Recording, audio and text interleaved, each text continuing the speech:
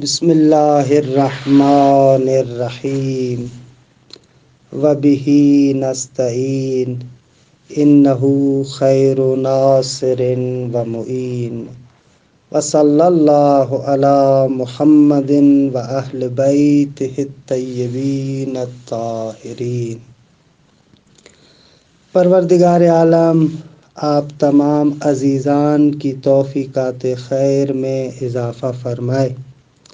الحمدللہ ہماری گفتگو الموجز میں آخری مقصد کے بیان میں ہے، یعنی تعارض کے بارے میں گفتگو ہے۔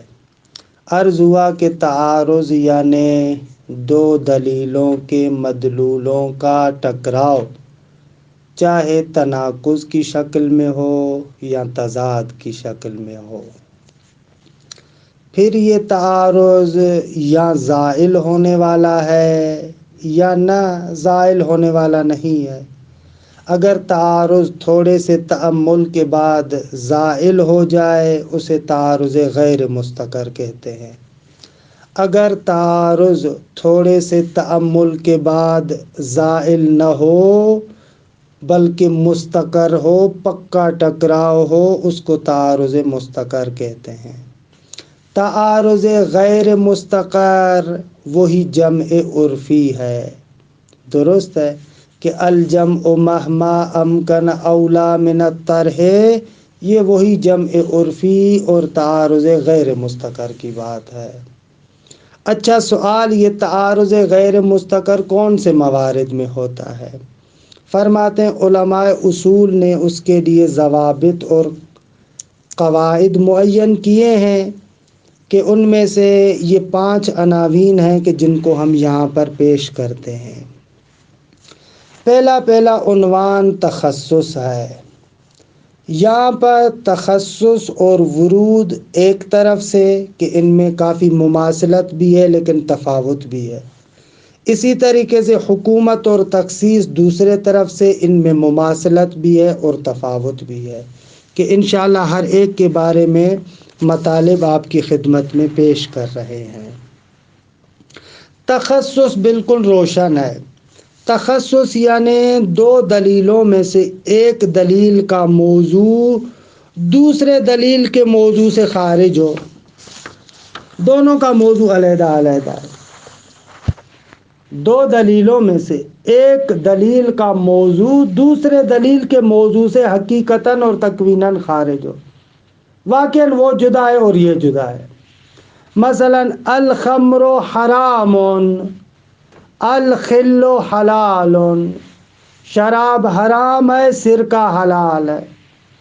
اب جیسے ہی کہا الخل حرام تو ہم کہیں گے الخمر حرام سے تخصصاً خارج ہے۔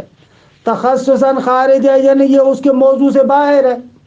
وہاں پر شراب کی بات ہو رہی ہے، یہاں پر سرقے کی بات ہو رہی ہے۔ تو پس تخصص میں حقیقت اگر پوچھیں تو یہاں پر اصلاً تعارض ہی نہیں ہے، کیونکہ وہاں پر بات ہو رہی ہے کہ شراب حرام ہے، یہاں پر بات ہو رہی ہے کہ سرقہ حلال ہے، لہذا تعارض ہی نہیں ہے۔ اس کو مصنف جمع عرفی کے مورد میں جو پیش کر رہا ہے یہ تسامح ہے، کیونکہ ورود کے ساتھ زیادہ شباہت رکھتا ہے، لہذا انہوں نے بھی ذکر کر دیا، وگرنہ تخصص کے مورد میں تو حقیقت میں ٹکراؤ نہیں ہے۔ الخمر حرام اور الخل حلال، خوب ان میں کیا ٹکراؤ ہے؟ ابتدائی تعارض بھی نہیں ہے۔ تعارض کے لیے کیا ہم نے پڑھا ہے کہ حد اقل تعارض میں موضوع تو ایک ہونا چاہیے، اس کا موضوع علیحدہ ہے، اس کا موضوع علیحدہ ہے، تو تعارض اور ٹکراؤ کہاں سے آئے گا؟ بہرحال مصنف نے ذکر کیا، ہم نے بھی ذکر کر دیا۔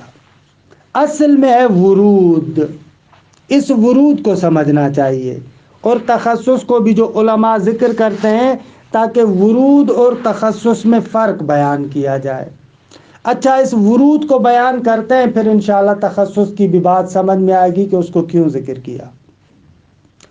ورود کا بھی مقصد یہی ہے کہ ایک دلیل یعنی 2 دلیلوں میں سے ایک دلیل دوسرے دلیل کے موضوع کو حقیقتاً ختم کر دے۔ کیا تھا پہلے؟ تخصص میں ایک دلیل دوسرے دلیل کے موضوع سے خارج ہو. ورود میں کہہ رہے ہیں کہ ایک دلیل آ کر کیا ہے، دوسرے دلیل کے موضوع کو حقیقتاً ختم کر دے. البتہ لیکن بعنایت من الشارع، بعنایت من الشارع یعنی کیونکہ اس دلیل کو شارع نے جعل کیا ہے، شارع نے آ کر اس کو حجت قرار دیا ہے، لہذا یہ دلیل دوسرے دلیل کے موضوع کو ختم کر دیتا ہے. کہ انشاءاللہ اس کی بہت ساری مثالیں ہیں، جو ہم مثالیں پیش کریں گے تو مطلب روشن ہو جائے گا. مثال، ہم کہتے ہیں کہ اگر ایک جگہ پر امارات بھی ہوں اور اصول بھی ہوں تو کہتے ہیں کہ امارہ اصول پر مقدم ہوگا. مثلا خبر واحد کہہ رہی ہے کہ جمعہ غیبت کے زمانے میں مثلا حرام ہے، ادھر سے استصحاب کہہ رہا ہے کہ نہ، غیبت کے زمانے میں جمعہ واجب ہے، کیونکہ حضور کے زمانے میں واجب تھا، لہذا غیبت کے زمانے میں بھی واجب ہے. تو اب یہاں پر کہتے ہیں کہ یہ امارہ استصحاب پر ورود رکھتا ہے. کیا رکھتا ہے؟ ورود رکھتا ہے. ورود رکھتا ہے یعنی کیا؟ یعنی یہ امارہ خبر واحد، اس کی دلیل جو اصول عملیہ کا موضوع ہے اس کو ختم کر دیتی ہے. دیکھیں، وضاحت کی تھوڑی ضرورت ہے. آغا جان، آپ لوگوں نے پڑھا تھا کہ ہمارے پاس ایک براءت عقلیہ ہے. براءت عقلیہ یعنی کیا؟ براءت عقلیہ یعنی قبح عقاب بلا بیان. یہی تھا نا، قبح عقاب بلا بیان. اچھا، اس براءت عقلیہ کا موضوع کیا ہے؟ عدم البیان. کیونکہ آپ کے پاس بیان کافی اور وافی نہیں ہے، لہذا قاعدہ عقلی کہتا ہے قبح کا بلا بیان، تم یہاں پر براءت جاری کرو، کہ پہلے پڑھ چکے. پس براءت عقلیہ کا موضوع کیا ہوا؟ عدم البیان. اصالت الاشتغال، احتیاط کا موضوع کیا تھا؟ احتمال عقاب. علم اجمالی ہے کہ دونوں میں سے ایک واجب ہے، لیکن مشخص نہیں ہے کہ کون سا واجب ہے، لہذا اگر میں دونوں کو چھوڑ دیتا ہوں تو احتمال عقاب ہے. وہاں پر کیا تھا موضوع؟ احتمال عقاب. یہ اصل احتیاط میں. اچھا، تخییر کا موضوع کیا تھا؟ عدم المرجح. بھائی دوران بین الامرین، ایک طرف سے واجب ایک طرف سے حرام، دونوں میں کسی کو کسی پر ترجیح نہیں، مساوی ہیں. خب جب عدم الترجیح ہے تو وہاں پر تخییر ہے. یہ ان تینوں اصول عملیہ کا موضوع ہے یا نہیں ہے؟ بالکل ہے. براءت کا موضوع عدم البیان، احتیاط کا موضوع احتمال عقاب، تخییر کا موضوع عدم المرجح. یہ ان کے موضوعات ہیں. اب اگر ایک دلیل قطعی کسی امارے کو حجت قرار دے، مثلا دلیل قطعی آ کر کہے خبر واحد حجت ہے،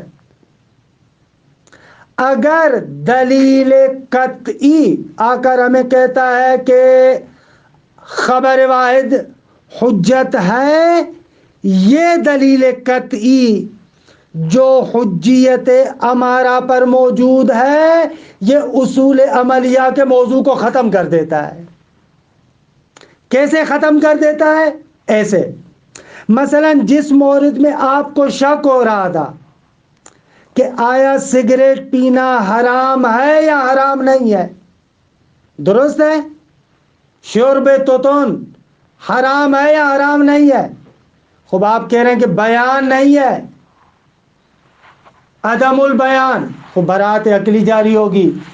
لیکن اگر ایک خبر ثقہ وہاں پر موجود ہو، خبر واحد آ کر کہ شرب توتن حرام ہے، اور اس خبر واحد کی حجیت پر دلیل قطعی بھی موجود ہے، تو اس کا مقصد یہ ہے کہ یہاں پر براءت کا موضوع ختم ہوگا. کیوں؟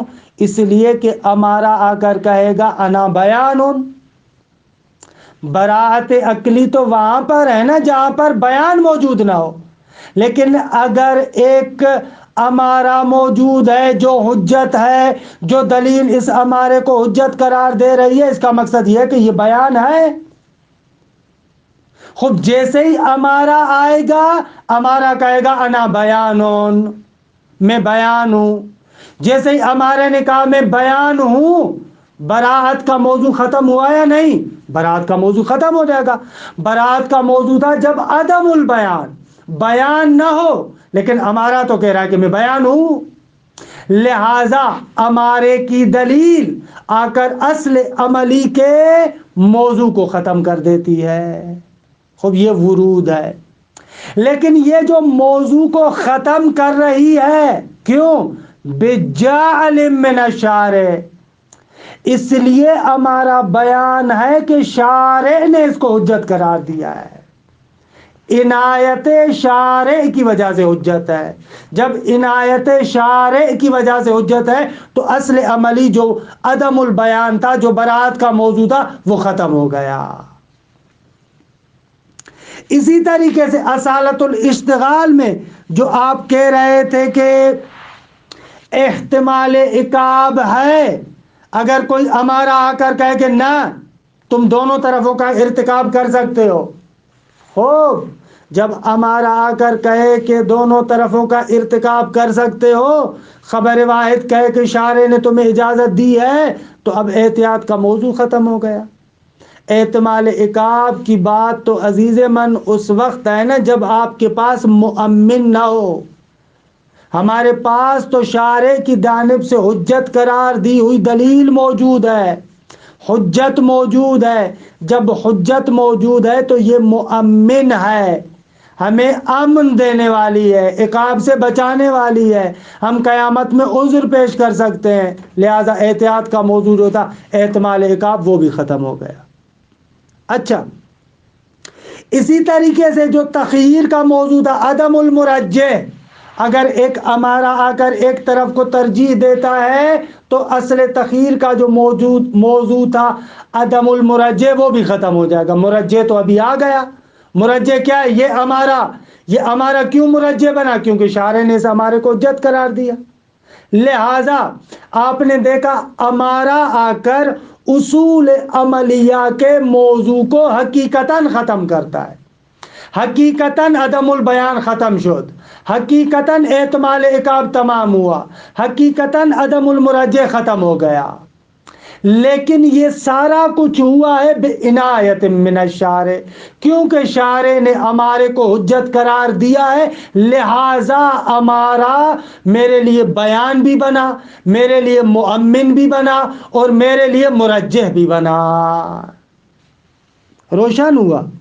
اچھا، یہ ہو گیا ورود۔ پس ورود کا مقصد کیا ہوا؟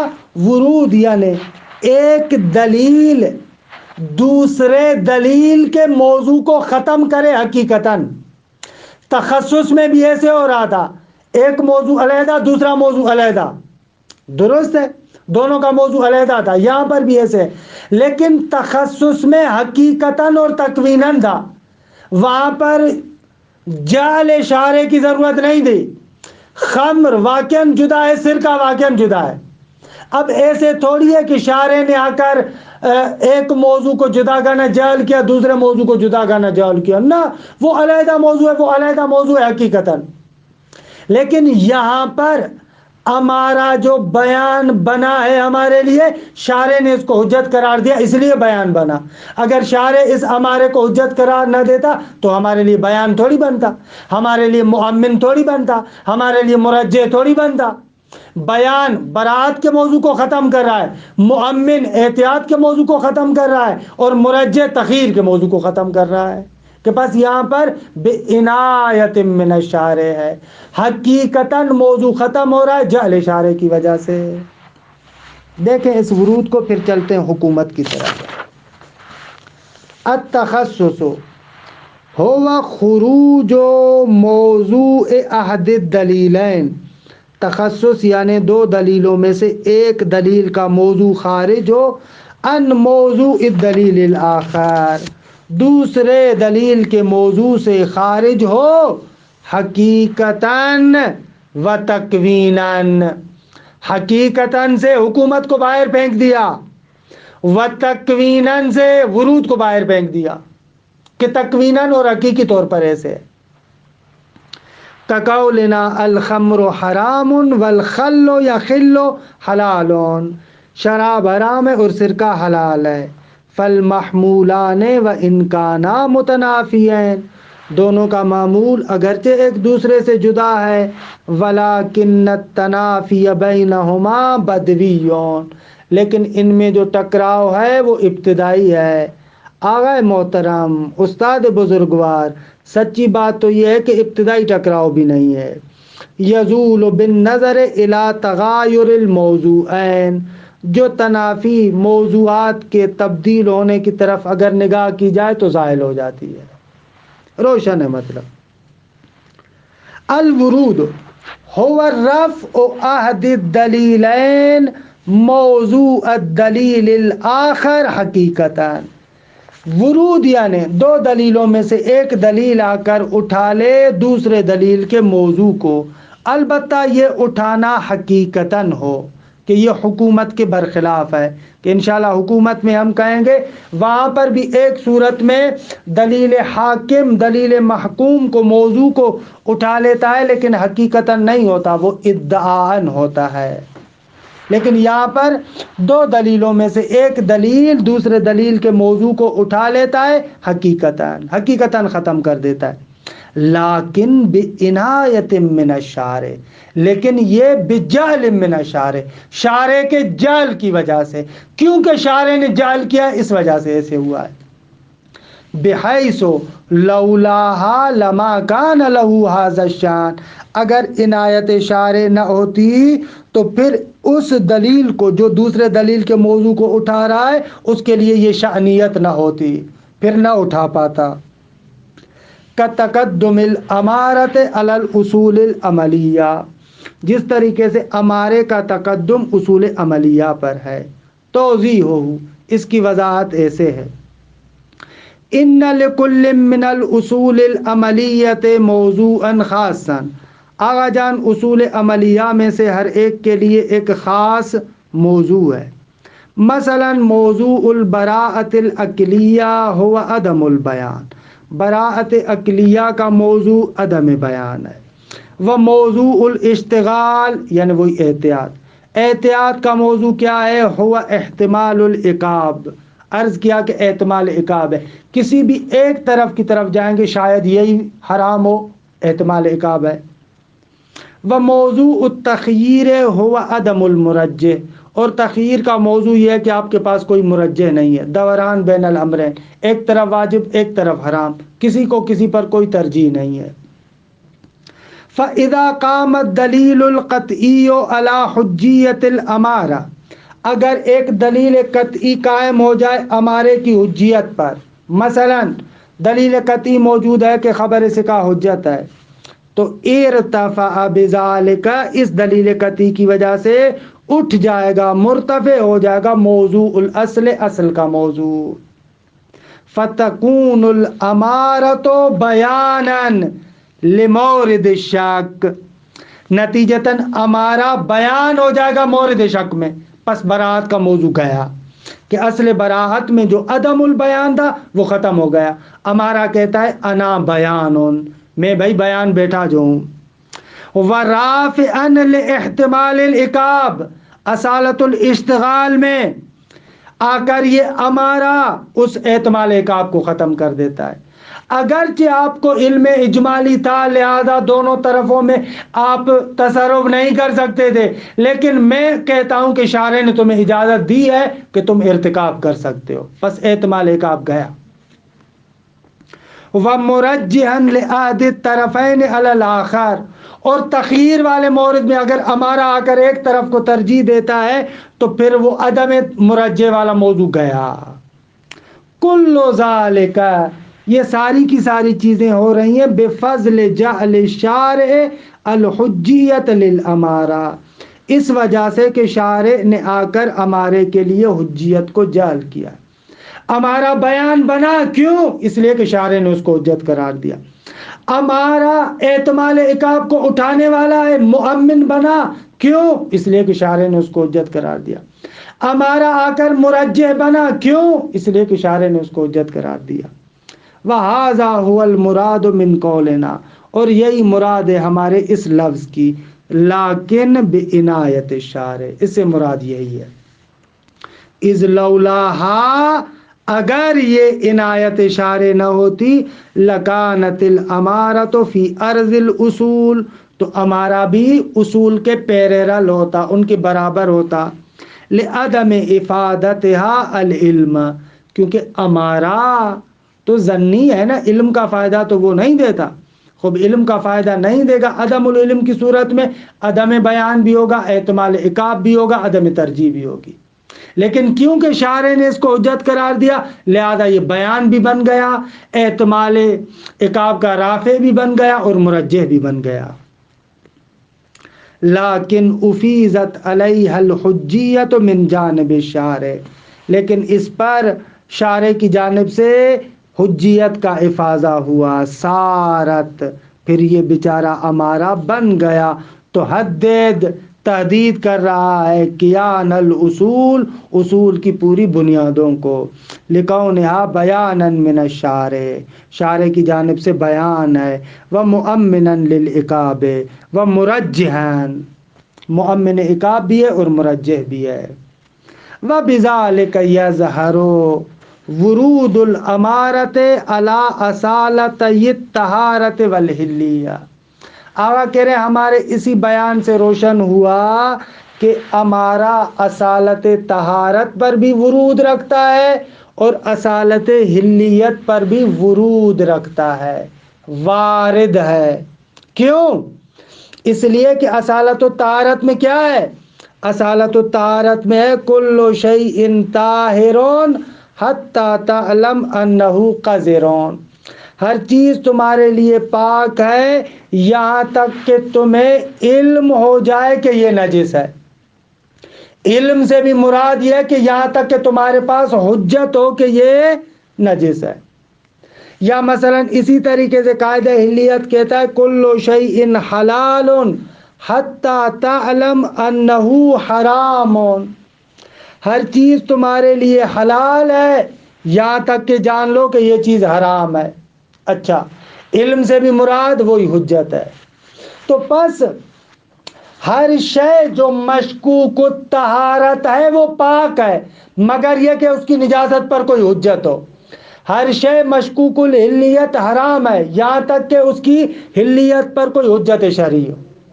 اچھا، جب اس طریقے سے شارع نے جیسے ہی امارے کو حجت قرار دیا اور امارہ آ کر کہے کہ یہ چیز نجس ہے، یا امارہ آ کر کہے کہ یہ چیز حلال ہے، تو خوب اس صورت میں ان دونوں قاعدوں کا موضوع بھی ختم ہو جائے گا، کیونکہ یہ قاعدے کہہ رہے ہیں کہ جب تک حجت نہ ہو تب تک طاہر سمجھو، جب تک حجت نہ ہو تب تک حلال سمجھو، لیکن امارہ کہے گا انا حجتون، میں جو حجت موجود ہوں، لہذا تم دونوں کی جگہ نہیں ہے۔ وَبِذَالِكَ يَظْهَرُ، فرماتے ہیں ہمارے اس بیان سے ظاہر ہو گیا ورود الامارۃ علی اصالۃ الطہارۃ والحلیہ، کہ امارہ ورود رکھتا ہے اصالت طہارت پر بھی اور اصالت حلیت پر بھی۔ کیوں؟ لأنہما، اس لیے کہ اصالت طہارت اور اصالت حلیت دونوں مغیات بعدم العلم، دونوں میں غایت یہ ہے کہ یہ جاری ہوں گے جب تک علم نہ ہو، درست ہے؟ حتی تعلم دونوں میں ہے۔ والمراد منہ هو الحجت الشرعیہ، علم سے بھی مراد حجت شرعی ہے۔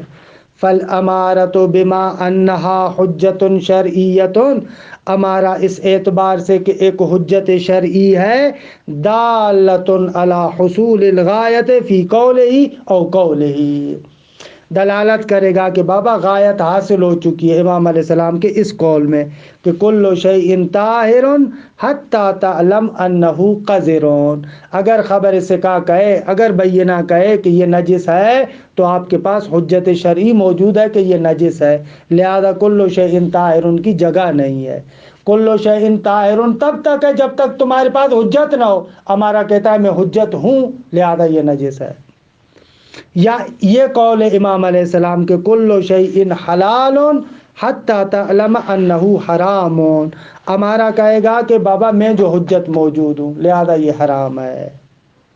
خلاصہ کلام، ورود اور تخصص دونوں آ کر ایک دلیل کے موضوع کو ختم کر دیتے ہیں، لیکن ورود جو ختم کرتا ہے عنایت شارع کی وجہ سے، لیکن تخصص میں یہ عنایت شارع نہیں ہوتی، لیکن ختم دونوں حقیقتاً کرتے ہیں۔ وصلی اللہ علی محمد و اہل بیتہ الطیبین الطاہرین۔